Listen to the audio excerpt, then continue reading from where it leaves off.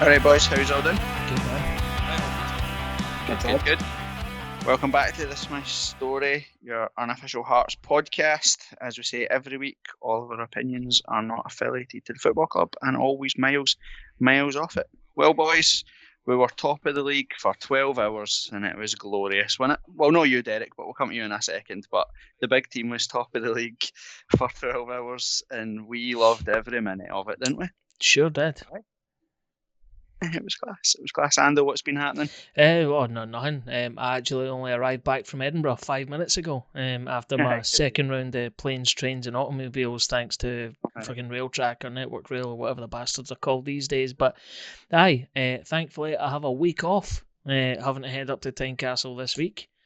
So I am looking forward to it. But delighted with the result on Saturday. Had a good laugh with you chaps again. And long may this purple patch that we're in continue. It's true. Kev, what's been happening? Aye, it was nice to catch up with Ando once again, in his usual grumpy self regards to rail travel from Newcastle to Edinburgh via Carlisle and fucking Oban or something like that. I can't remember what else he said. So good to have a couple of beers and then see a fairly convincing performance. Top of the league, as you say, for however many hours it was. But it's a good time to be alive. Terrible for the podcast. Brilliant for being a Hearts fan, though, isn't it? Because we've got nothing to moan about. Shanks, you finally came back. Put the dummy back in. Toys are back in the pram. Geez, Beer 52 a plug. Come on, you can do it. Beer 52.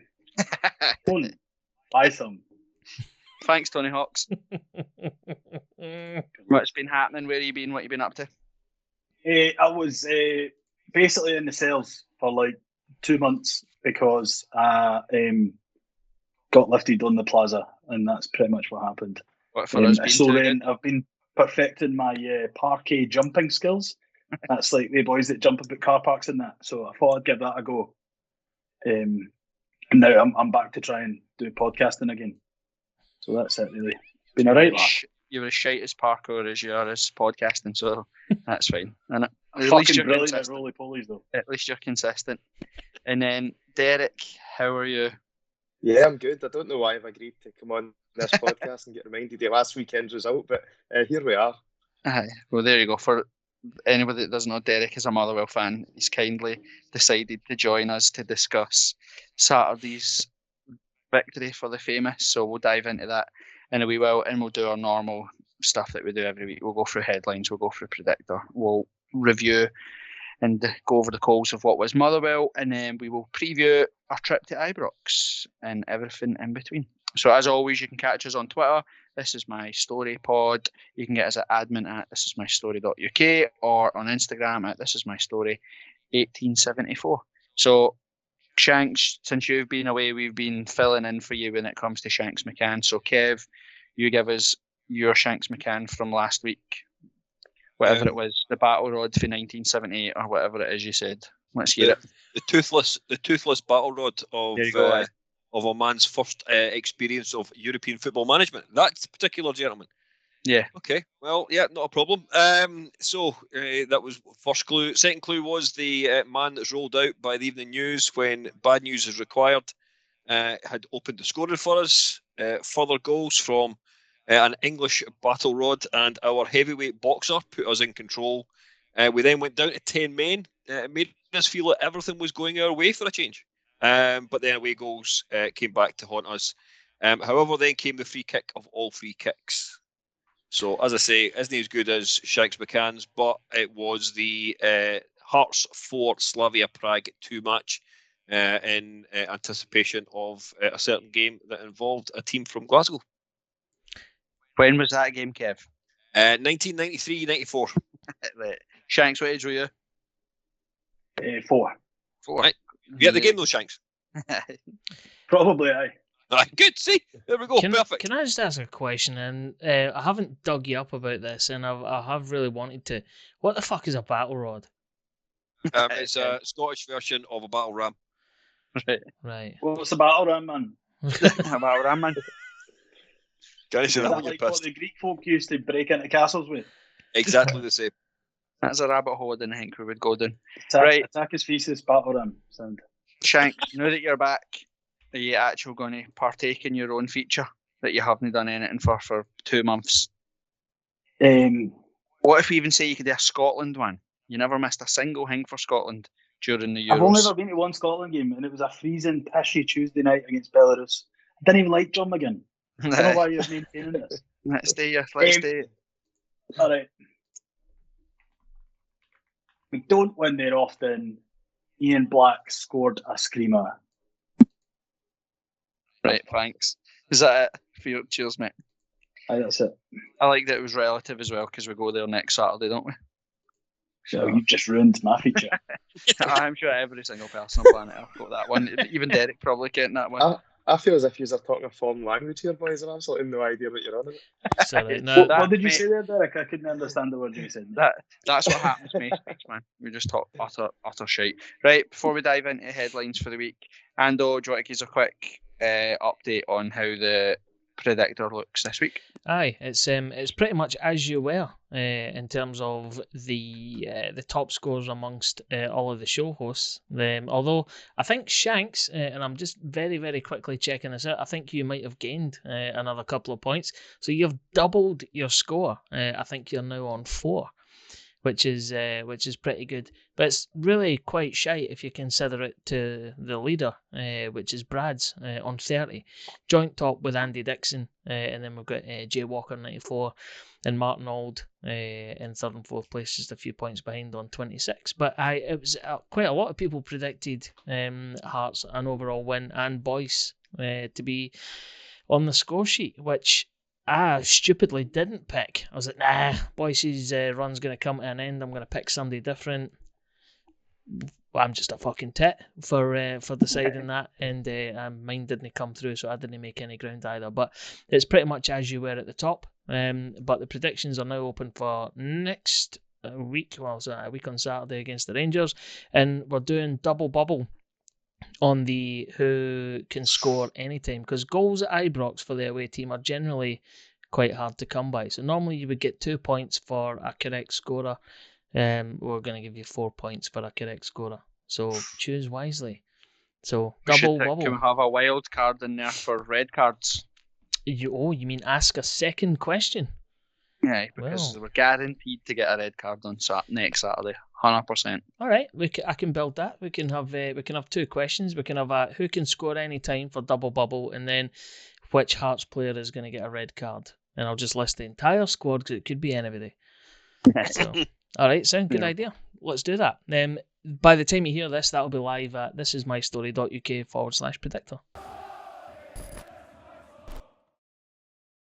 So on Saturday afternoon when we were at the game, we started to get the sad news come through to us that Craig Bell sadly lost his battle with cancer. A jambo, like all of us, that I think the Hearts community had warmed to because they'd seen his story, they'd seen his fight, they'd seen, how he was just so positive, his outlook in life, and he took every setback or whatever in his stride and was just an absolute inspiration to loads when you seen his story. And I think his story really touched base with like loads of Hearts fans, and we've seen that since Saturday with the outpouring of sort of love and emotion towards the guy. He was a true gent.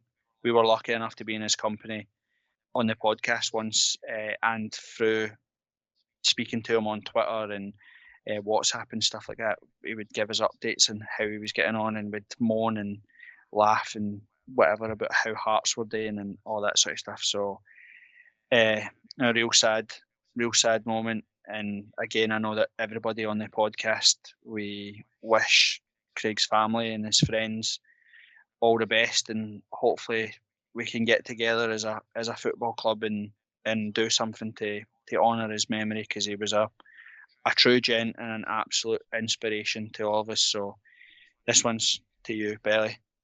Cheers. Gorguru, lad. All the best. Cheers. Rest easy.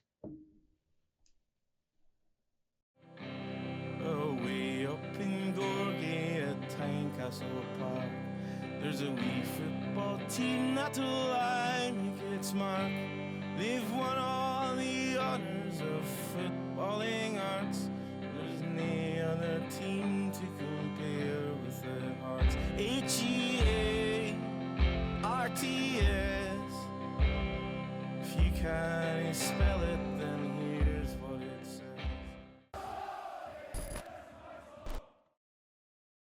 So headlines this week. Finally, I think it was Hearts. Was it Hearts and Motherwell, Derek? Was it some Hearts and another club lodged a formal complaint to the SFA or SPFL for the away fan lockout that was happening at both Celtic and Rangers? Was it Motherwell? Yeah, Hearts and Motherwell, yep. And then, as by magic, this week, the red zones behind the dugout at Ibrox and whatever health and safety security risk or whatever was keeping away fans away from Celtic Park has been lifted, and Hearts have been given an initial allocation of 1,000 tickets for Ibrox next Saturday. Derek, what's your thoughts on that whole situation with Celtic and Rangers? It's been a strange one, hasn't it? It's been very, very odd, but I think it's been planned, and it's they knew exactly what they were doing. We were very annoyed to find out that Motherwell didn't get tickets for Ibrox, especially when we were going into the game confident and we came away with a 1-1 draw, which for us is quite impressive in there. We never tend to pick up any points. I think it actually goes back to a bigger picture with Rangers as well, when you look at what they're doing with the media. And I think that they're trying to create a narrative that, it's them against the world. They don't want any away fans there. They don't want any outside press. Celtic have no idea where they're coming from as well. They probably just don't want them to grin and laughing at their performances at present. That's what it is. They don't have folk laughing at Ange Ball. Aye, exactly. But no, I'm glad to see that that's finally been rectified. And I think you're right, Liam. If Motherwell and Hearts hadn't brought that up with the league, then would we still be in the same position? Probably. Aye, and look, I get Hearts fans and their relationship with the Glasgow 2 is something that's obviously widely spoke about. We took 2,500 fans to Ross County, but you'll be lucky if we take 800 to Celtic Park or Ibrox. But the whole away fan, and Derek, you'll be able to talk about it from your side, and it's not just a bit of Hearts side, but the whole fan experience of going to both of those stadiums from an away perspective, they're terrible. You're treated horrendously by Polis and stewards. You're sort of antagonised the whole way there or whatever, and it's just there's not a very good experience anyway. And like you said, Derek, you're right with this whole narrative, especially with Rangers. They've got this sort of culture just now where you've got to pay 25 grand a year or something to, if you're in the press, to ask their players some questions. The BBC aren't allowed any access to Rangers, and that bugs me. Do you know what bugs me more, right? Is why do the BBC still report for there? They don't. Do you know what I mean? Rangers, no, but they still report on Rangers. Rangers fans don't want to hear for the BBC. Rangers don't like the BBC. So who are the BBC reporting to? Do you know what I mean? Because their fans are boycotting them, and Rangers don't let them in. So why do we have to listen to Sports Sound 5 times a week and listen to them talk about Rangers? Is this still the original thing that they're upset because of something to do with some sort of incendiary remark that the BBC allegedly made fucking 10 years ago? Chris McLaughlin or something like that said something or reported something, so they've basically banned the BBC from there, but they still persist. Yeah. But they still persist on filling their airtime and their airspace talking about a club that don't want to talk to them. It's weird. Oh. You made an interesting point there, Liam, that I didn't actually know about Hearts fans. That you'll probably take more to Ross County than you take to Ibrox or Parkhead, because Motherwell are the exact same, and I wasn't sure if it was just us. It's their 2 closest games. We're 15 minutes up the road to Celtic Park and an extra 10 minutes on top of that to Ibrox. And the away end's always empty, and you're completely right. It's the experience. You go in there, you get stuck in the corner at Ibrox with everybody staring at you and abusing you for 90 minutes, and at Celtic Park you get stuck behind a pillar where you can't see anything. And it's the most expensive games in the league as well. Why would you want to pay for the privilege to go in there? I think I've treated like shit, pretend you get beat. I've told this story before. I remember I literally went to Celtic Park and I had the back to a seat, but no actual seat. And the stewards kept coming over and were like, fucking sit down or I'll throw you out. And I was like, I didn't have a seat. I literally don't have a seat. Like, what do you want me? I've got a seat number, but no physical seat, unless you want me to sit on the ground. Like, do you know what I mean? And then you said half the stand you're behind that big stupid pillar anyway. But that's what they want, isn't it? They want to make it that horrible experience for everybody, so that you didn't get behind your team because you are only 800 numbers, and that's their whole plan. Well, I've said before, and you'll remember, Ando and Kev as well, that at my first ever Ibrox experience, there was like 5,000 Hearts fans there in the Broomlawn, or whatever, in the bottom section of the Broomlawn. We used to take 5,000 to Celtic Park as well when it was the days of the jungle and all that sort of stuff. But the experience, and like you said, it's Derek's right there. You pay 40 quid to go through, you're going to get beat. You're going to get a man sent off. You know that you're up against it. It's just not a very pleasurable experience. Shanks, what's your thoughts? I was just going to say, embarrassingly, I've only ever been at Ibrox once. Twice, actually. It was when they made their own film, something about a shot at glory. And the second time was the semi-final in 98 against Falkirk. And I'm desperate to go on the 16th. So if any supporters buses fancy taking me, I'll be all right, lad. I'll get everybody a Burger King on the way home, but nobody on this podcast will go to a game with me in Glasgow. So, Derek, I don't know what you're doing next weekend, mate, but we could have a right good. Oh, I'm not sure about that. We're playing Celtic next weekend, and we're hoping to try and catch up with you again, so we'll be staying confident and staying away from Ibrox. Yeah, so you're such a hoor, aren't you? We've got a burgeoning bromance between Shanks and Derek here, and he's offering to buy half of Glasgow, half of Edinburgh, fucking Burger King. All right, well played. I'll come through the morning. We'll discuss logistics in the JD Sports Bar. How about that? Aye, how about we don't go to Ibrox, but I'll take the Burger King. And you can fuck off, Shanks. What do you have Celtic at Fir Park? Celtic at Fir Park. I mean, I'm sure we'll talk about this later, guys. But we've started really well to the season as well, and I think coming into the game last week against Hearts, I knew we were going to get beat. I just knew it. But it's great to see both Hearts, Motherwell, and like me saying this in this podcast, but also Hibs up there. And long may it continue. I'd love somebody to split the Old Firm or even challenge for the league this year. Well, same. Obviously, I don't want Hibs to do it, but it is the more clubs that we can get up there, the better. I actually spoke about this on an English football podcast today about people don't talk enough about how heavily weighted the whole league environment is to protecting Celtic and Rangers, and that's not me being bitter. It's just a simple truth. Leicester won the English Premier League because they only had to go to Anfield once. They only had to go to the Etihad once. They only had to go to Old Trafford once. So, for example, we beat Celtic opening game of the season. We took 3 points off Celtic. We play them 3 more times. They can take 9 points off us. Do you know what I mean? Whereas if we only had to play them 1 more time and they beat us, actually nobody's gained a point on anybody because they've just won back the 3 points that we lost. So they start every season with a 24-point cushion because we play Celtic 4 times, we play Rangers 4 times. Then you add in that we've got derbies. It's very unlikely that we would win all 4 derbies in a season. Then you've got difficult games against your Motherwells, your Aberdeens, your Dundee Uniteds, where you're inevitably going to drop points. So it becomes really difficult. And when you start looking through the actual league finishes, the third place team normally finishes about 30 points behind Celtic or Rangers that have won the league. When you say, right, well, actually, 24 points of them straight away come for just playing the Old Firm.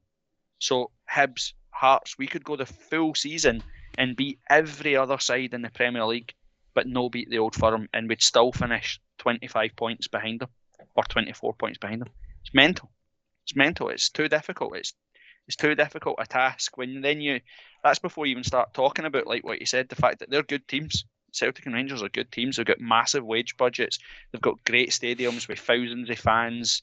The media pressure, we were laughing and joking before we record this, but I bet you my house now, between now, which is the 6th of October, and when we kick off against Rangers at Ibrox, a Hearts player will be linked to go to Rangers. It'll be Liam Boyce, it'll be Benny Bang-Nami, it'll be Cammy Devlin, it'll be somebody. Or there'll be an ex-Hearts player that used to play with Rangers saying that John Souttar should sign with Rangers or whatever. It's like, do you know what I mean? Like, there's just, everything's weighted to protect the Old Firm. So I would love somebody, not Hibs, to break the Old Firm dominance as well. Like, here's a question for you from a Motherwell fan point of view. Would you rather Celtic or Rangers or Hibs win the league? Well, Celtic or Rangers, because that doesn't happen. What? Happens all the time. Yeah. Do you know what I mean? I would take Really? any. Totally. I'd take any one. 100%. 100%. But if Hibs won the cup, but we'd never live that. If they won the league, we'd never win that. Never live that down. Just to Never, just ever, to ever. outline it for you, I hate Celtic more than I hate Hibs. I'm quite comfortable in saying that. But to Corbett's point, Celtic win, or they've swept the board clean pretty much for the last 10 years or however long it is, however long it's been. If Hibs were to win the league ahead of us doing it, that's something that we would find very, very difficult to ever recover from. We'd be in their back pocket. It would completely wipe out history. They've won the league more recently than we have. Fuck that noise. It's not happening in my lifetime. Not on my watch. I will burn that fucking place to the ground if I think they're anywhere close to doing it. It's I hope our thoughts and feelings are well known now, Derek, so that you realise the depth of your question. But thank you. Aye. What a stupid question, Kevin. Here's something, right, Derek, that nobody seems to talk about, right? And we've had it more over the last couple of years because the hysteria towards 10 in a row, right? That's all anybody spoke about for seasons was 10 in a row. Could Celtic get it? Can Rangers stop it? Do you know that it's statistically more likely that Celtic or Rangers will win 9 in a row than it is that any other club in Scotland will win the league? That's mental. We are closing in on 40 in a row. 1985 was the last time any side outside of the Old Firm won the league. 40. That is mental. 4 decades. That's a lifetime. If you were 44 when they won the league, Aberdeen fans in their 40s that seen Aberdeen win the league in 1985, they'll be pushing 90 now. It's scandalous that I'm going to play devil's advocate and say that that's not Celtic and Rangers' fault, right? It isn't. But nobody in the SPFL, no one in the SFA, nobody in the media is saying this is an embarrassment. What are we doing? Why isn't anybody stopping this? See if we were a plot graph, right? From 1945, the end of the war, to 1985, I bet you Scottish football's trajectories like that. The national side qualified for every major competition. Aberdeen, Celtic, Rangers, Dundee United, they all won European Cups. Kenny Dalglish, Dennis Law, all these great names within Scottish football were at the top of the game. From 1985 to now, I can guarantee you the decline of Scottish football is like that. It goes hand in hand for me. You look at with the changes to the league, we stopped playing each other twice and played each other 4 times. We started heavily, the 11-1 voting structure, the way the finances are distributed, it's all heavily laden towards Celtic and Rangers getting more money. And look at us now. The national team's in decline. It's an embarrassment. We've got 0 presence in Europe from our 2 biggest clubs. Somebody has to be sitting down and going, wait a minute, this isn't acceptable. We need a better plan, and let's just make sure that Celtic and Rangers are all right, and everybody else can sort of feed off the scraps. The way it's all structured is that they're all protected. What do we expect them to do? Well, we can have a bigger league for a start. We can have a bigger league. We could play each other twice, like we said, and open up the opportunities and the romance of having a Leicester or a Blackburn or somebody like that can just go on one of those runs and get close to the top of the league. You know, you can. For me, I'd bin the TV deal. It's not worth any money. You know, it's not comparative compared to the league. If you know what I mean, it's peanuts. Do you know what I mean? We need to break the cycle and get clubs to start looking inward, and like Derek will talk about in a second, start engaging with their fan base. Stop worrying about, let's sell 10,000 tickets to Old Firm fans 2 times a season. Why not fill our stands with Motherwell fans or St Johnstone fans or whatever, and try and get that next bloodline?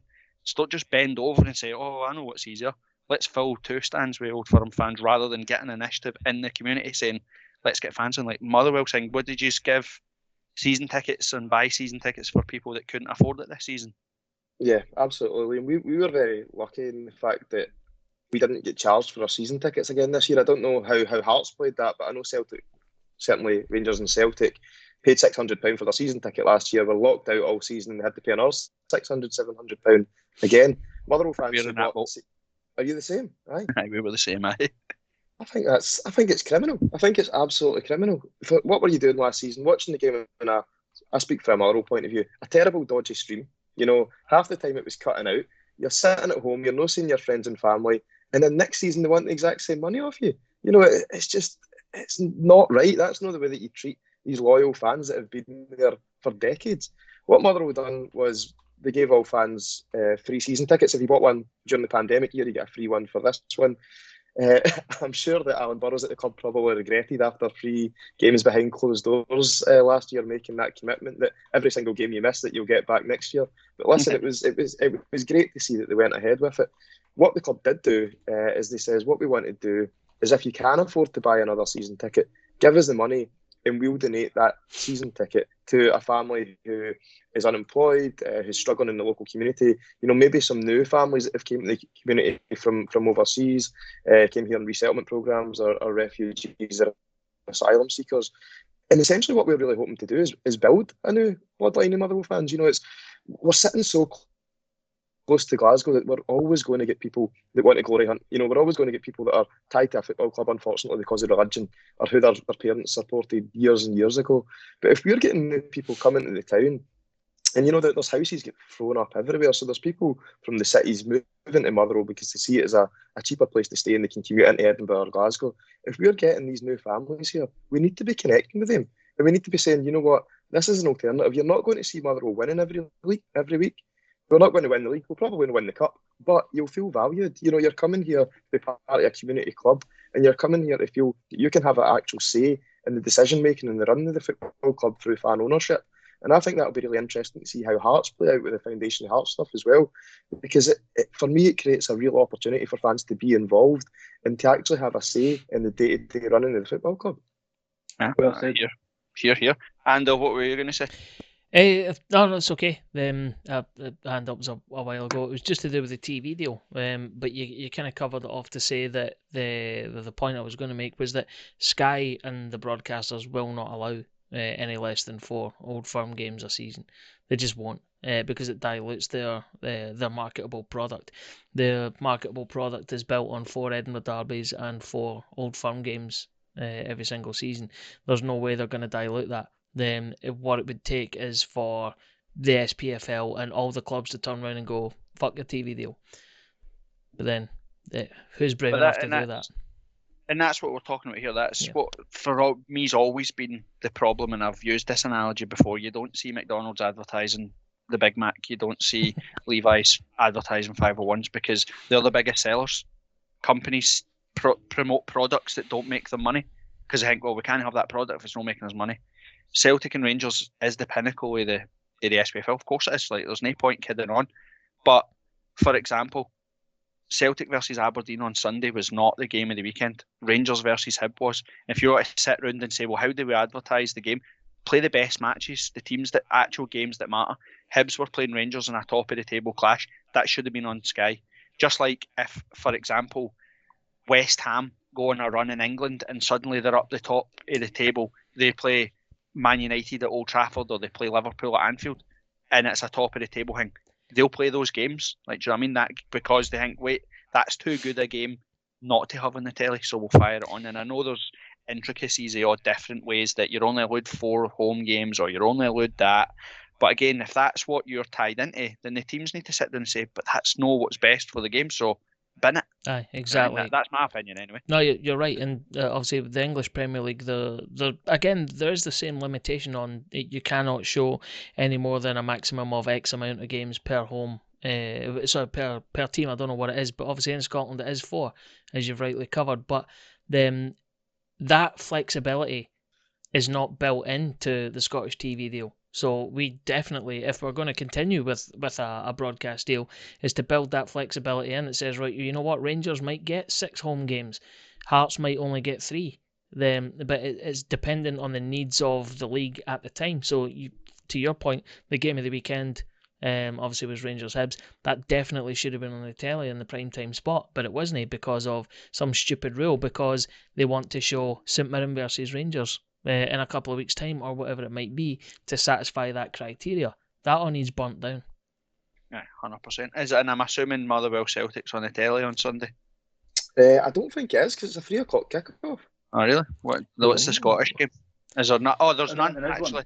I seen someone saying that everybody in the top 6 plays each other and there's no game on Sky. Really? And again, you go back to, things being heavily weighted to protect the Old Firm. Now, I know what Ando's saying about the TV deal there, but they don't play Old Firm home games because they don't want to impact Celtic and Rangers' home crowd. Do you know what I mean? That's exactly what happens. Look at what Celtic were like under Ronnie Dyer. Look at what Celtic are like now. Do you know what I mean? They'll be lucky if they get 60,000 at a game. You put it on at 3 o'clock on a Sunday afternoon or whatever, or you put it on the telly at 12 o'clock on a Sunday afternoon, you'll get 30,000 at Celtic Park. So they don't put those games on, but what they do is they think, right, well, there's 60,000 Celtic fans that watch home games on a Saturday. Only 4,000 of them can go to Fir Park. That means there's 56,000 of them will tune in and watch, and we'll get our ratings up. Yep. So put that on the telly. And again, that's fine. I get it. That's no Celtic and Rangers' fault. I understand what that is, but that doesn't promote the game. Do you know what I mean? That isn't shining the light, the best that we have to offer, and that's what bugs me. All that does is line the pockets of Sky in this case, because they're the ones that own the TV deal. But to exactly your point there, people might only subscribe to Sky Sports because they might have a run of 3 or 4 home games or whatever that they can make. They're like, fuck it, we'll just turn Sky Sports on, where normally I wouldn't bother. There you go, there's 20 quid into the coffers of Sky, even if it's only for 1 month. You get enough people doing that. They earn far more than the pittance they're paying us. Is this a tinfoil hat stuff? But is it any coincidence that Premier Sports sponsor the League Cup, and potentially their first year sponsoring the League Cup, they're going to have the pinnacle game in the final? They're going to have Celtic versus Rangers in the League Cup final, the first year they've ever sponsored it. Celtic got Raith Rovers and Hearts at home. Rangers got Livingston and Dunfermline at home. They've avoided each other in the semi-final draw.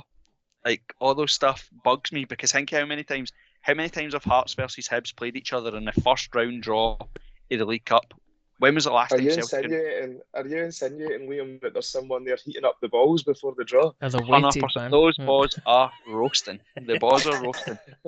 Can you remember the time that we drew, was it Dundee United in the semi-final, and then they redone the draw? They said, that was just a practice draw, and we got Rangers in the semi-final, so the Old Firm missed each other. Remember that?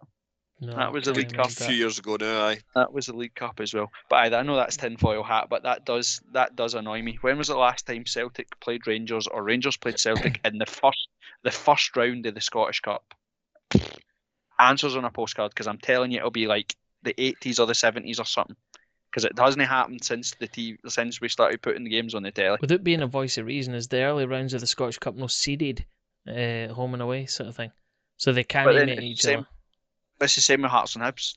Do you know what I mean? Like, it's the same rules for Hearts and Hibs, so it's something. Right, Derek, since you're on, and we're going to talk about the Motherwell game in a minute, but you touched on it briefly there about the Well Society, so fill us in. Obviously, we have the Foundation of Hearts, and we know exactly how that works in a Hearts perspective. What's the Well Society? What does it do? What's its function? Yeah, so the Well Society is the model for fan ownership at the football club. We're now the majority shareholders of the football club. Started in 2011 when Leanne Dempster was chief executive. I was expecting a big boo there. I have to say maybe some Motherwell fans would also be booing if they heard that. But yeah, we became fully fan owned in 2016. The way that it works is, this will seem like peanuts to use, but we've got around about 3,200, 3,300 members, and everyone pays a monthly subscription. We've then got a board of directors who are made up of seven or eight of us, and 2 of those directors sit on the club board as well. It doesn't mean that you can make decisions in who's going to pick the team, so to speak, but it means that when for example, I'll give you something that I think is really valuable. When Rangers get put down to the 3rd division after they went into liquidation, a lot of the clubs were talking about, right, we want Rangers to come back to the top flight. Motherwell put that to the Well Society members, and they voted to keep them down. So it's decisions like that. If you're a member, you can make a decision. You can also feed in, and your opinion's welcome. That every week you get a newsletter out, and they're asking for questions. I think at a community club like Motherwell, it's really important, because ultimately what it does is it means that the football club is owned by the people that really care about it the most. I don't need to tell that to Hearts fans, because you've seen what it was like with Romanoff, and no doubt that there was success there. Hero. I think where we probably vary from yous as well is we've not really had that crisis point. I think the Foundation of Hearts, when they raised so much money, it was because you had visions of your football club going down the pan. Since 2011, when the society was set up, there's not really been an urge to get people to desperately put money in. The reason I think that it's been a success, though, is because back in, was it 2002, 2003, we did go into financial trouble. John Boyle came in and told us that we were going to bring in, going to win the league, going to win the cup. Signed Don Goodman, John Spencer, Andy Gorham, and all these other has-beens. And then we nearly went down the pan. So, you know, it was similar to Hearts. There was a well worth saving campaign then. And I think if that hadn't happened at Motherwell fan ownership, might have been a foundation of Hearts as well. You see those risks. You see what it's like when it isn't people that care about the football club that start taking control of it. And ultimately, I think that this is going to be the way forward for a lot of football clubs in Scotland. The point you made about the crisis point is right. I brought that up and made that point when I was at the Foundation of Hearts handover thing, was that fan ownership seems like a really sensible thing. You think, why do other clubs no do that? But then you think, well, actually, ours came out of necessity. Like, we were there. We were all at the St Mirren game where we thought this is the last game. This is the last game we'll ever watch Hearts. We were all there when we had to raise £1 million in a week to pay wages and all that sort of stuff. We all were on the march for Save Our Hearts and all that sort of stuff. So we've been there, lived it, seen what it actually looks like, and thought, right, well, we also were very fortunate that we did this sort of in tandem with Rangers, and we've seen that actually there is no like knight in shining armour going to come over the hill and save Rangers, you know, the biggest club, one of the biggest clubs in Britain, and they're not going to have somebody that's just going to show up and say, oh, I'll pay off your debt, I'll keep you. And we were thinking, right, well, if no one's going to show up to save Rangers, no one in hell's going to show up to save us. So we literally need to get on the ball here, and that's why guys like Gary Halliday and Gary Mackay and all the guys, the founding members at Foundation Hearts, I don't think they'll ever understand fully the part that they played in saving the football club. And again, just to go back on a point that you made as well there, Derek, about the Welsh Society is, well, what if you've got 3,000 members? You must, and this isn't me trying to have a dig at you, what if you've got 8,000 every week or something at Fir Park? So, you know, almost half. No, nowhere near it, Liam. We're around about 4,000 at Fir Park. Surely Well, there you go. You've got so almost 90% of the people that potentially attend the game are in the Welsh Society, you know, and that's Hearts were over 10,000 pledgers. We're hoping to get to 12,000, which is what the season tickets are. You know, that's like 12,000 people putting in a tenner to 55 to unlimited, whatever you want to donate every month. We hand over like £100,000 a month to the Foundation of Hearts. It's actual mental. And you think, like we've said there, if Celtic, for example, that keep telling us that they're shite because they're bored, then it's not just because they're actually shite and they just have to come to terms with the fact that they're not going to win another 9 in a row. They keep telling us it's their board's fault. You think, well, 60,000 days. If you could get 30, 40,000 days every week, every month, paying a tenner in or whatever, you'd be able to buy the club off your owners almost instantly. So it feels like fan ownership it's probably the new way forward, isn't it? I think you made a really important point there, that there's not a knight in shining armour, and I think that also comes with fan ownership, is you need to have realistic expectations. You know, we know that we're not going to have someone there that's thrown a couple of £1 million in every transfer window. You know, it's just not going to happen. Hearts are probably in a healthier position because, as you say, you've got 10,000 members in comparison to our 3,000. But for me, what do I class as success as a football club? And I think once you've seen those, you know, risks and potentially not having a football club there, for me, success is actually making sure that you've got a sustainable football club for the future. You know, we probably all went to Tynecastle, or in my case, Fir Park, where our families as a kid, you know, and it's making sure that if you've got kids in the future or you've got a family, you can take them. You know, don't get me wrong, we'd all love to win the league, we'd love to win the cup, but once you see the danger in not having a club there to support, you start to understand there's more to it than just winning trophies.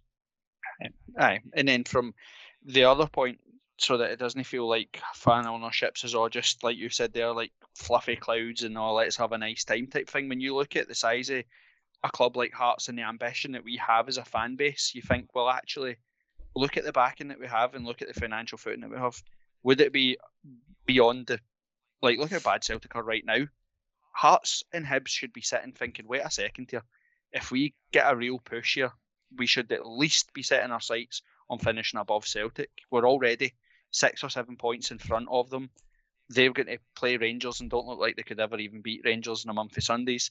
They don't look comfortable winning against anybody. So you've got to think, right, well, actually, with the financial backing that we have behind the club now, plus a bit of, like you said, drive and expectation, fan ownership can make football clubs very successful. Do you know what I mean? It's not just a case of sort of getting by and safeguarding the future. You can go and chase a future as well. You can go and chase success. So the other thing I just quickly want to talk about the Welsh City is I think Motherwell, for a football club, have rightly had hundreds of great plaudits for the past 3, 4, 5 years, because you are constantly seem to be on the pulse beat of exactly what the fans want you to do, if you know what I mean. Like your incentive there with the season tickets, the suicide campaign thing. So I don't know if it's got an actual name. I can't remember what it is, but the club seem to be bang on it when it comes to looking after the community. You must be proud of that.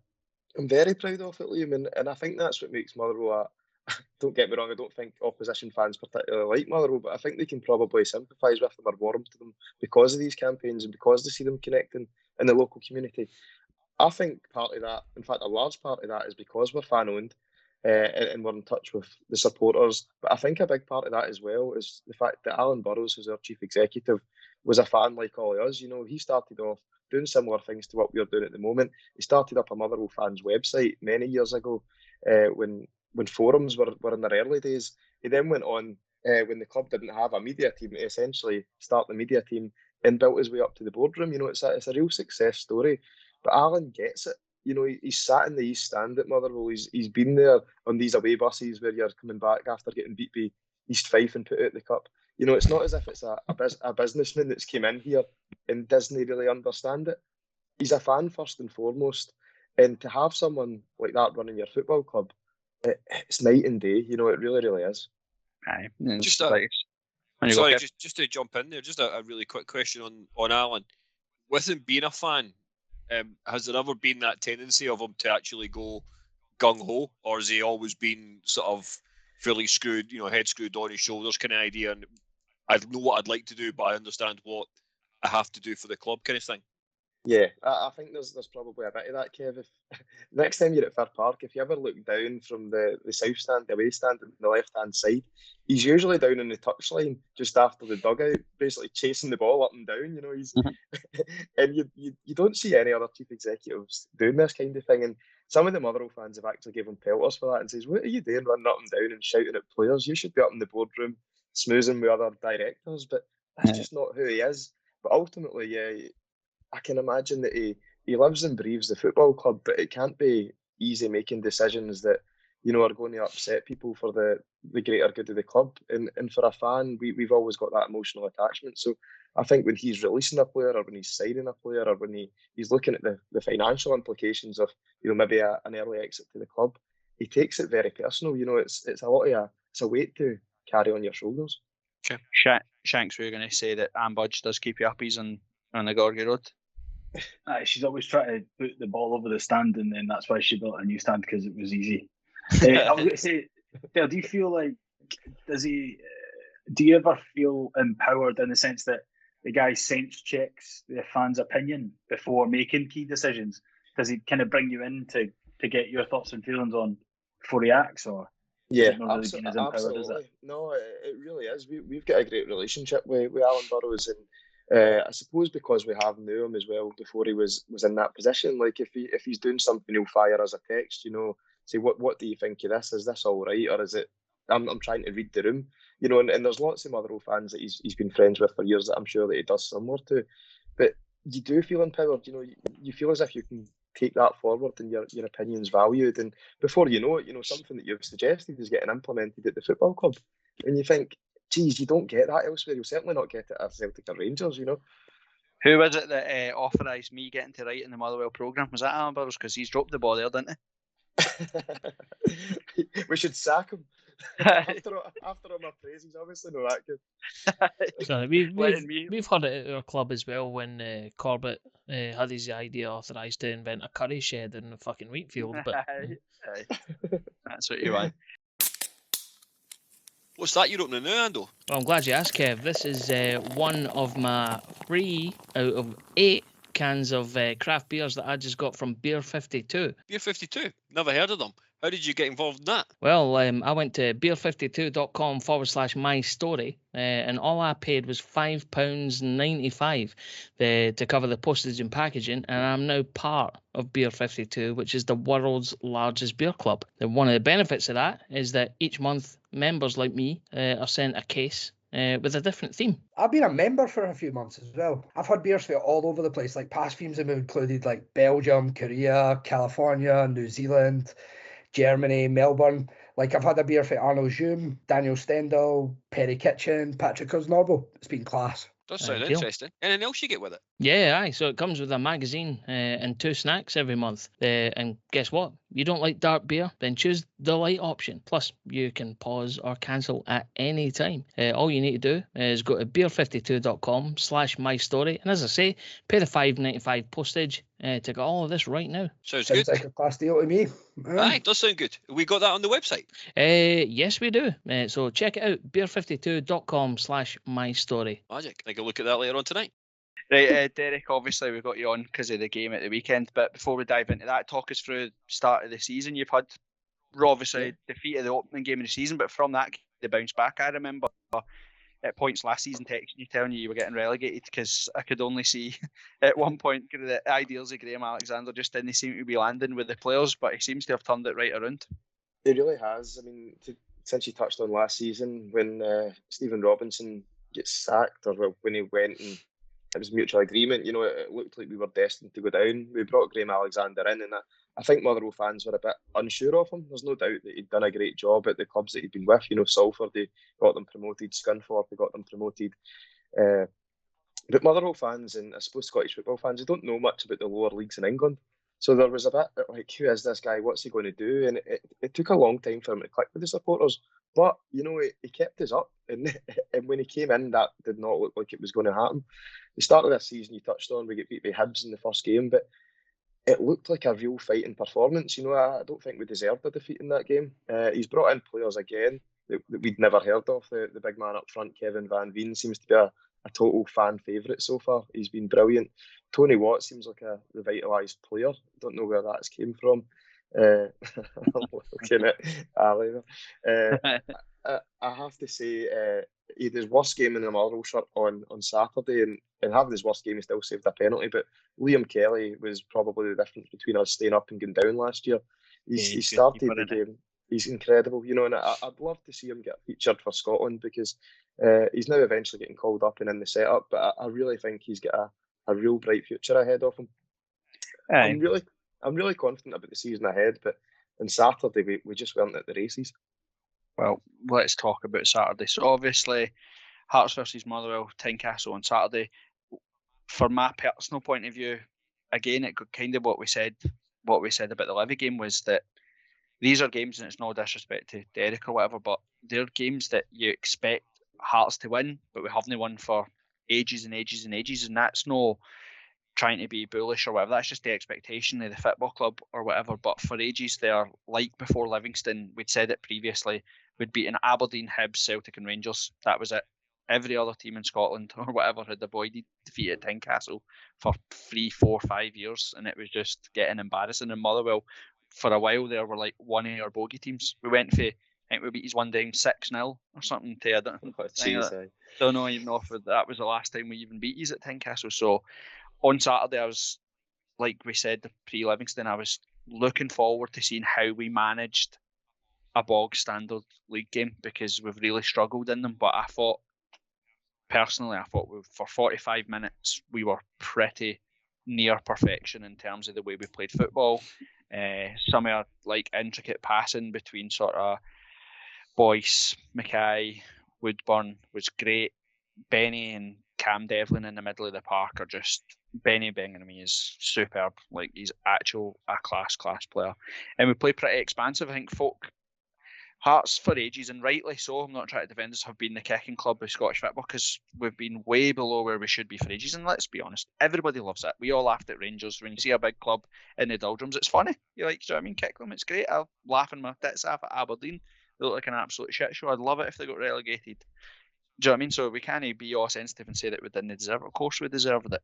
But I think what people have underestimated us. You know, they say, "Oh, you were in the Championship last year," and folks still keep referring to us as, "Oh, Hearts came up for the Championship." Hearts should never have been in the Championship, and the squad that we had in the Championship last year was too good even for the Championship. So we seem to be taking teams by surprise. Were you a bit like that on Saturday, Derek? Did you expect Hearts to be sort of big and physical and go long, and then actually a bit shocked to see us play a bit expansive?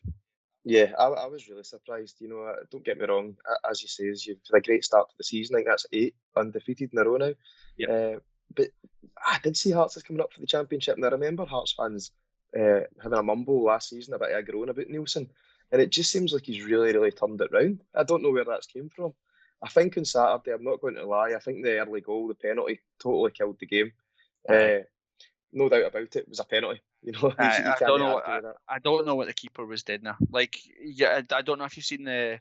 Obviously, Motherwell do the same, but we've got a Hearts own in team that do their own sort of wee shots of the match and all that. Have you seen the one where it's literally looking straight at Kelly running towards Boyce? It's clear as day. He absolutely takes him out. Like, do you know what I mean? And you think, what are you doing? Aye. He's fucking. Look where you are. You're at the edge of your 18-yard box, heading towards the corner flag. Where's he gone?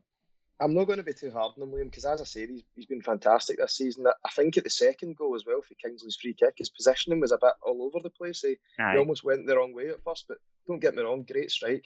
I'd never heard of the boy Devlin in the middle of the park before. Is that his first or second start? Or? Second game. We signed him in the summer, but he's been in Australia or whatever, so we had red tape to sort of get him through here, and then quarantine and all that type of stuff and international clearance. So he's been a bit of a slow burner to get him in, but he got 20 minutes against Ross County away, and then he's played Livingston 90 and then Motherwell 90 as well. I thought he was incredible. I thought he was absolutely brilliant. You know, he was a real standout for me, and I thought, where's this guy came from? Who was the guy as well that was replacing Suter? Taylor Moore, another guy that I hadn't heard of. Thought he had a great performance as well, and it just seemed like Hearts have got a real good squad there. You know, even when you were making substitutions, I'm thinking, you know, that they could go the whole way here. I'm not saying that you're going to win the league, but we were going back in the car and we're thinking, surely Hearts fans are feeling confident going to Ibrox next week. Yeah, and look, you said there about Robbie, and you're right. I will stand by it till I'm dead, right? Any Hearts manager that has on their CV been knocked out of the League Cup by Alloa, who are a part-time team, and then losing the same league in the same season, losing to Brora Rangers, who are non-league.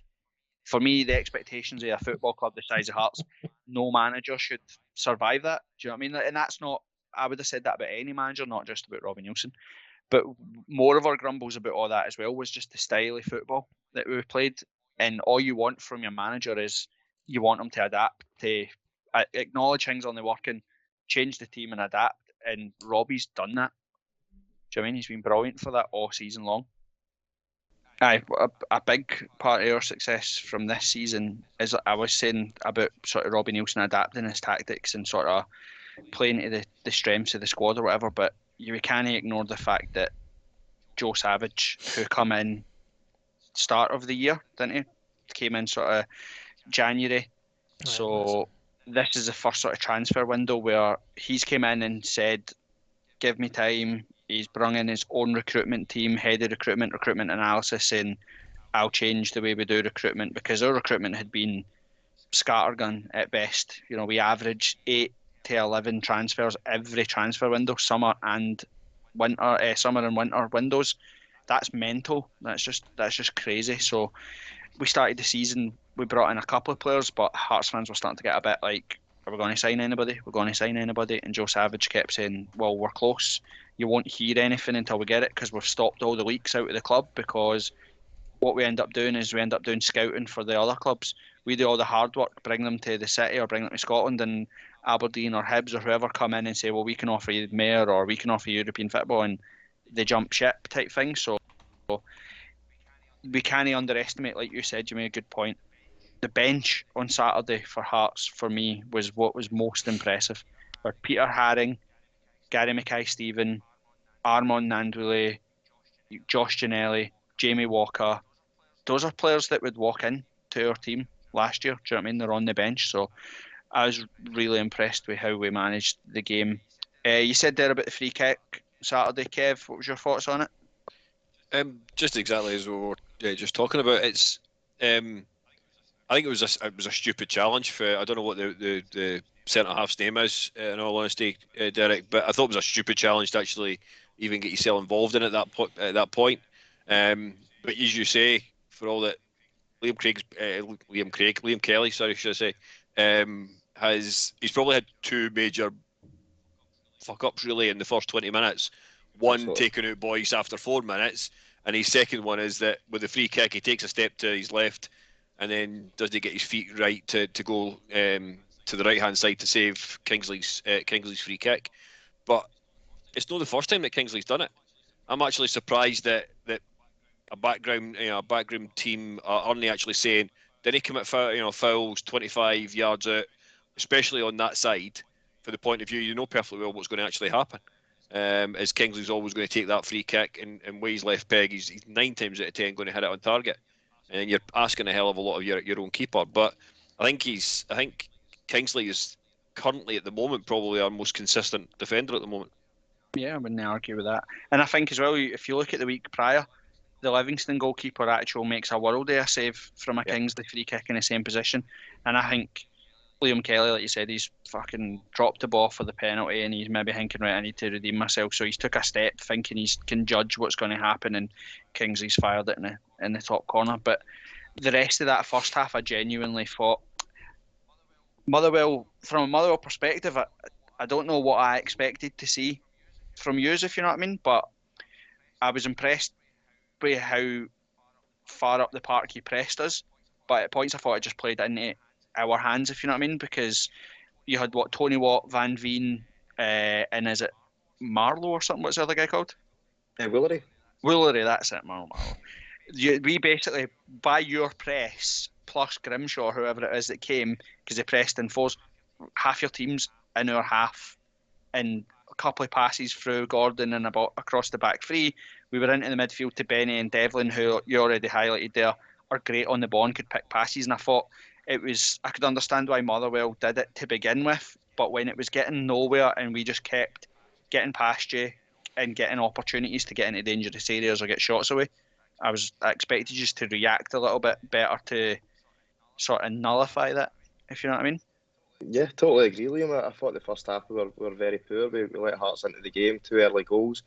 Second half it changed when Boyce missed that penalty and Motherwell went up the park, and Willery missed a sitter. You know, he should have put his laces through that, and that might have evened the game out. I'll be honest, maybe I'm being slightly biased here. I thought Motherwell battered Hearts for quite a lot of the second half, but we just never really looked like scoring. And I didn't think Hearts were great second half, but that's probably the sign of a good team. You know, you're maybe not playing great, but you're still going away with a 2-0 win, and you're sitting top of the league, as you said, for a good few hours. You're right about that part in the second half where you did come at us a wee bit, but this is what I was saying to the boys in the group chat on Saturday, is that when that happened, like, we showed a level of composure that we don't normally show or haven't shown in a good wee while, which is get the ball back and just pass your way out of danger, and just get rid of that threat. And that's something that was a massive confidence boost for me personally, thinking, right, you know what, I've not seen a Hearts team do that for a fucking long time, and it's almost a turning point. And to be honest with you, I'm not overly convinced that it wasn't half a tactic from Hearts. Motherwell are chasing the game. Hearts know that they're going to bring bodies forward, and they know that we've got like Barry Mackay, you've got Woodburn, you've got Boyce, you've got Gary Mackay-Steven when they come on, Benny, you've got legs, we've got spring counter-attacks quick as anything. You've seen it with Gary Mackay-Steven's one where he's shot for 40 yards and it's went out for a throw, and when he could have slipped in Boyce or whatever, you know, and it goes back to that maturity that we've seen. My biggest grumble, that for anybody that's listened and was on the Listen to Last Season podcast, was we worried far too much about other teams and how they could hurt us, and never focused anywhere near enough on, well, actually, if we nail what we do, let's make teams worry about us. And that maturity that we've seen this season from Robbie Neilson and his sort of game management, I've quite liked. Do you know what I mean? He's like, right, well, we know Craig Gordon's a great goalkeeper. I've got total faith in the back three plus the other 2 and 3 that support. Let Motherwell come on to us and we'll hit them on the break. Do you know what I mean? But you're right, I thought Motherwell hemmed us in and sort of battered us for, you know, that sort of spell after the penalty miss. Your Boyce the goalkeeper was on the 6-yard line, so the penalty should have been retaken. But not to be pure bitter, Boyce probably shouldn't have hit the second penalty. Do you think that's a thing going forward? Like, I'm not really comfortable with, if you already score a penalty, you should probably hand that penalty to somebody Definitely. else, don't you? But then he's a goal scorer and he wants to score goals, doesn't he? So you can't really blame him. But it was a terrible penalty. Aye. And then I think right from that penalty is the chance you're talking about, Derek. Gordon makes a great save, and not only does he make a great save, he puts the ball back to a position where there's nobody running onto it, and he actually has. If you watch it back on, well, I've seen it on Hearts TV, you actually hear him shout at Mikey Smith, "You've got time to turn," rather than just hoof the ball out the park as we would have done for the past 2 or 3 seasons. He's got the right sort of communication skills to actually tell Mikey Smith, "You've got plenty of time. Turn on the ball," and you're actually then taking the ball way back into Motherwell's half, and that makes a massive difference. When Halkett went off, I wasn't quite sure if we done the right thing by putting Kingsley in the middle of the back three. I think I would have preferred to put Moore in the back three and bring Mikey Smith back into the right hand side of that. But hey, we're not going to split hairs over the way in which the back three played after Halkett went off. And from a Motherwell perspective, like I said, I've seen Van Veen a couple of times, and he looks like one of those sort of players that fans just love because he's full of energies and never stops trying or whatever. But didn't really get any service on Saturday, if you know what I mean. I can't make up my mind if we marshalled him really well or if he's just didn't play to his strengths. What was your take on it? I think there's probably a bit of both, Liam. He just wasn't at the races. You know, it wasn't the Van Veen that we've seen previous games. He's got a great touch. He's got a bit of flair. You know, he's the type of player that gets people up off their seats. And on Saturday, he just wasn't there. I have to say that I think Halkett and the back three at Hearts probably kept about the game. You know, they put a few hard tackles into him early on. Tony Watt was the same. He just didn't seem to get into it on Saturday. You know, and there's probably a bit of them that weren't at the races, but you have to give credit to Hearts for that as well.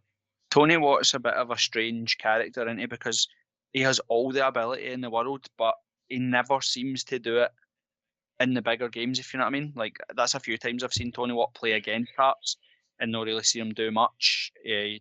When he was at Hearts before, he missed open goal against Celtic and did nothing against Rangers. Do you know what I mean? Is that something that you think, well, that's probably why he ended up at Hearts and why he ended up at Motherwell, and didn't he end up playing with Selleck and gone on to bigger and better things? I think Tony's an interesting one because if you're the type of guy that, you're a young boy and you score the goals or that goal against Barcelona, how do you ever come back for that? Aye. You know, that's the pinnacle of your career before your career's even started. And I've heard him do a few interviews and talk to the media about this previously, and I think Tony's had a lot of struggles with his own mental health, you know, and it probably stems from that, is you just can't live up to those expectations. He spoke quite a lot about actually feeling at home at Motherwell, and I think that's a big part of it. You know, it's just round the corner from where he's originally from. He claims that he used to come and watch Motherwell as a kid, but we all know he was a Celtic fan. Let's not kid ourselves.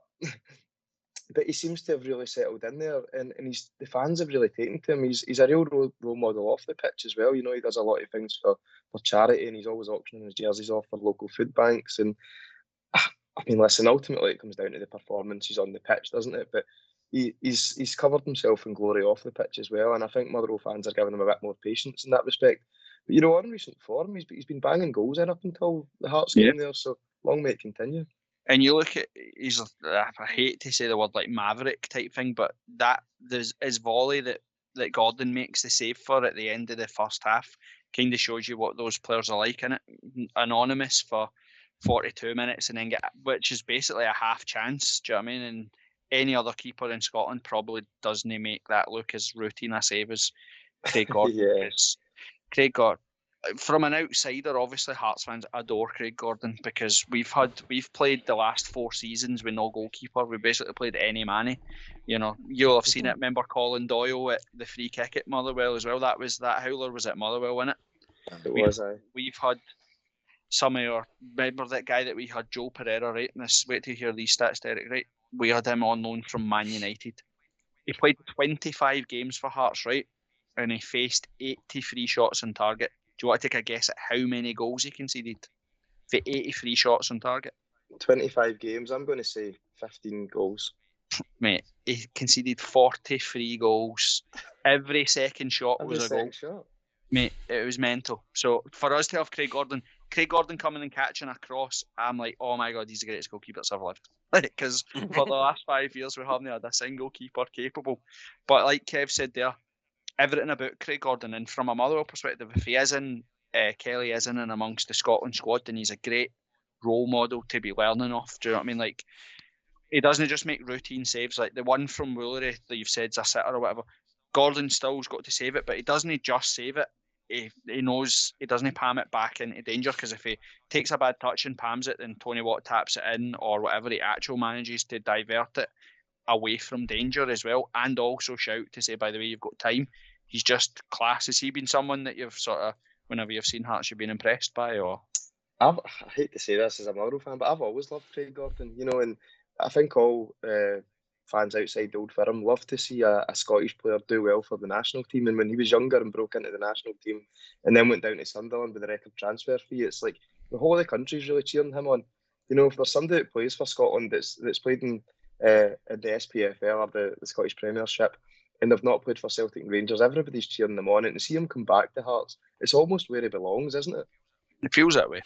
It certainly feels that way, and it's been sort of even more amplified when you've looked at Celtic's struggles over the year. Craig Gordon has openly said, I'd have signed a 1-year deal at Celtic. All I wanted was to know that I was wanted, and I'd have signed that contract, no problem. They let him go for a free. They've been left with Barkas, and now they've got Joe Hart. And you look at where we've been with Craig Gordon, he's set a record number for the club. He's set the record club run for clean sheets. We're now in the back of 3 or 4 clean sheets in a row, something like that. With Hearts, something like that. He's just literally Mr. Consistent, which is class. So obviously the result didn't go your way from a Hearts perspective. And Kev, what was your thoughts, Kev, on how we handled the game on Saturday? I think there was just we spoke about it last week and maybe the week before. I think just as an element of we've got a settled side.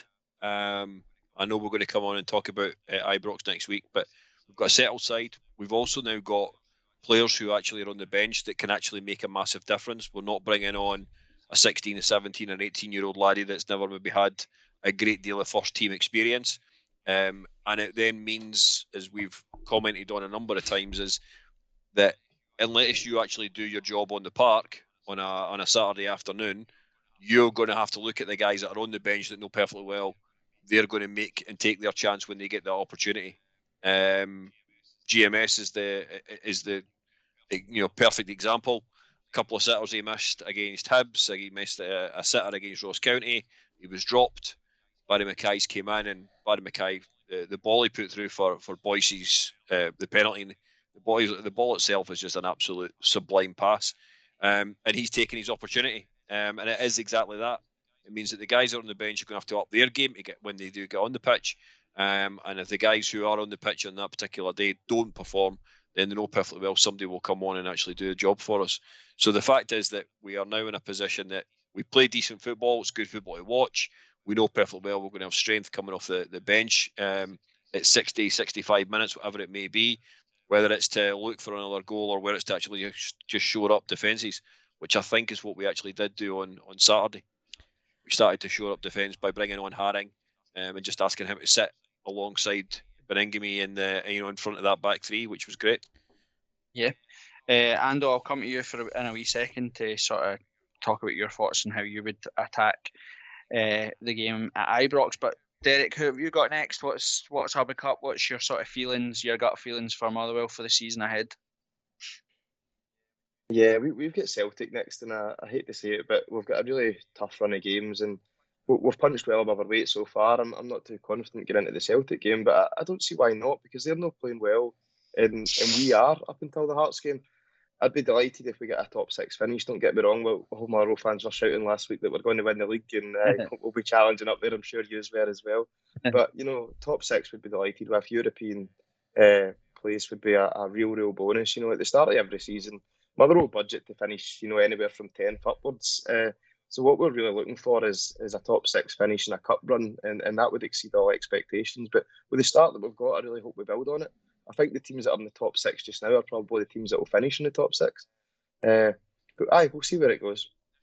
There's what we've kind of seen everybody so far, or had a glimpse of each team so far, and it's like I've noticed that there isn't much difference between quite a bit of the teams, if you know what I mean. So all you have to do is, like you said, your games against Celtic and Rangers will take care of themselves. They're not going to define a season for you guys or for our Hearts or Hibs, to be honest with you. So anything you get out of them are sort of a bonus type thing, but you know, I wouldn't see any reason why you wouldn't be top six this season. Do you know what I mean? I've seen St Mirren. I wasn't that impressed with St Mirren. Dundee United were pretty bog standard as well, but we played very well against them. Aberdeen are the team that, for me, now that we're a few more games down, that's the result that still bugs me, is that we dropped points to them at Tynecastle, because they are absolutely dog meat, man. And they were dog meat at Tynecastle too. We should have took that on. So, Ando, reflecting on Saturday, but looking towards Ibrox, would you change the side? Would you change the approach? What would be your rally cry? So, to summarise the game on Saturday, keep it brief, 2 words: confidence and swagger. Something we've not played with for a long, long time, as we were just talking about there a wee bit a minute ago. I'm not going to labour the points, but we absolutely need to take that forward into the next game against Rangers. For me, I'm always of the mentality, don't change a winning team. I thought before we even made any substitutions, and no disrespect to Derek or Motherwell, but if certain things had went our way and we'd been just a little bit more clinical, you'd be looking at 4 or 5 on Saturday. I think we were sort of commanding for vast majority of the game, but we were able to obviously mop up when things didn't go our way. I think that absolute mentality needs to be carried forward into Rangers. Need to be a little bit more clinical when we do find ourselves in the top end of the park, but just keep things tight and tidy like we did when we were under pressure against Motherwell on Saturday. If we can do that away from home against Rangers, I'm not worried. So for me, same team, same MO, do things exactly the same. I don't think we should bend the knee just because it's Rangers. We shouldn't be frightened of them. Not the way we were playing just now, I think. Go toe to toe.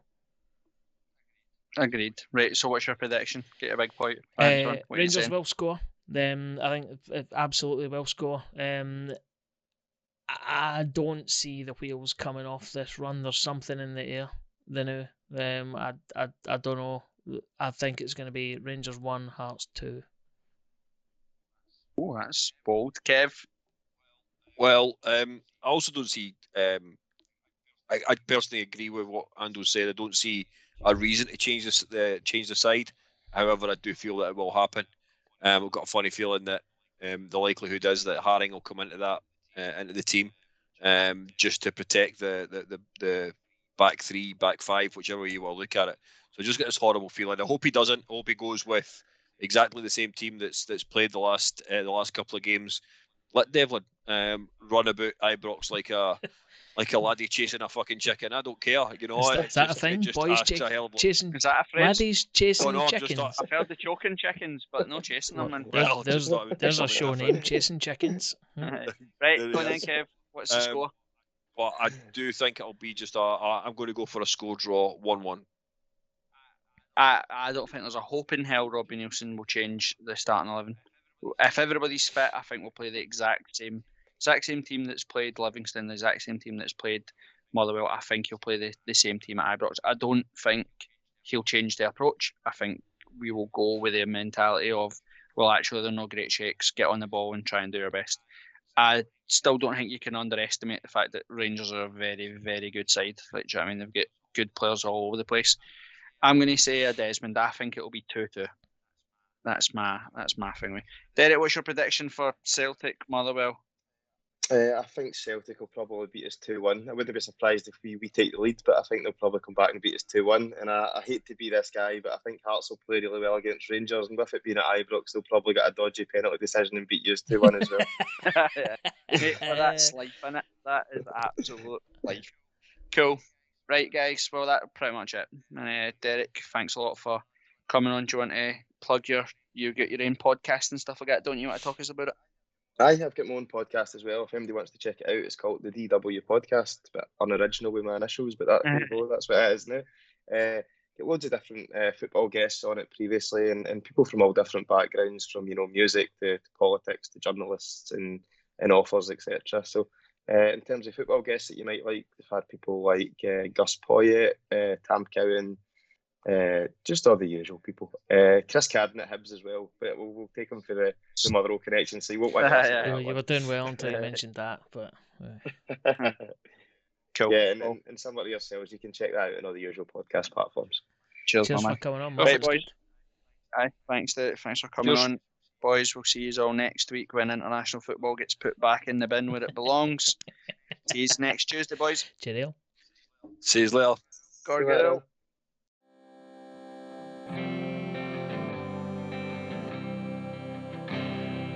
Way up in Gorgie at Tynecastle Park, there's a wee football team not to lie, make its mark. They've won all the honours of footballing arts. There's no other team to compare with their hearts. HEARTS.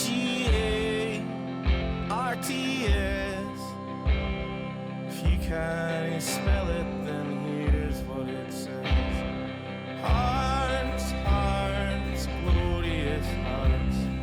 Down at Tynecastle they bide, the talk of the tune of the boys and the supports them with pride. This is my story, this is my song. Follow the hearts, you can't go wrong. Or some say that Rangers and Celtics are grand. The boys in Motherwell are the best.